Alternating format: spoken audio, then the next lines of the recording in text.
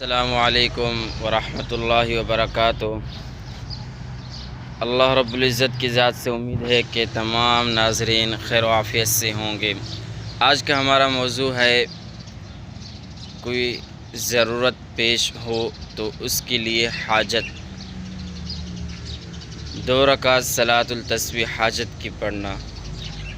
دیکھو میرے دوستو، کچھ دعائیں اس طرح ہوتی ہیں جو اللہ رب العزت نے آپ صلی اللہ علیہ وسلم کو بتائی ہوئی ہیں۔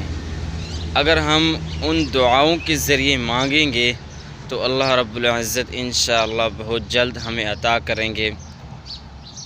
اگر ہم کسی اور کے بتائے ہوئے وظیفوں پر عمل کریں گے تو یہ ممکن اور ناممکن ہی اللہ رب العزت کی ذات پر ہے کہ اللہ رب العزت ہمیں عطا کرتے ہیں یا نہیں۔ لیکن جو دعائیں آپ صلی اللہ علیہ وسلم کی بتائی ہوئی ہیں وہ ضرور قبول ہوتی ہیں اور وہ عمل ضرور اللہ کی بارگاہ میں قبول ہوتے ہیں۔ بس یہ ہے کہ انسان اپنے آپ کو درست کر لے اور جو طریقہ بتایا گیا اسی طریقے سے مانگے۔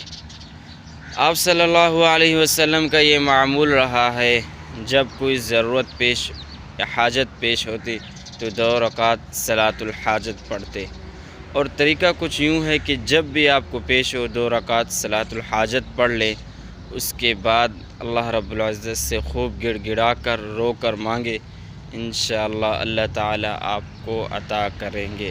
وآخر دعوانا ان الحمد للہ رب العالمین۔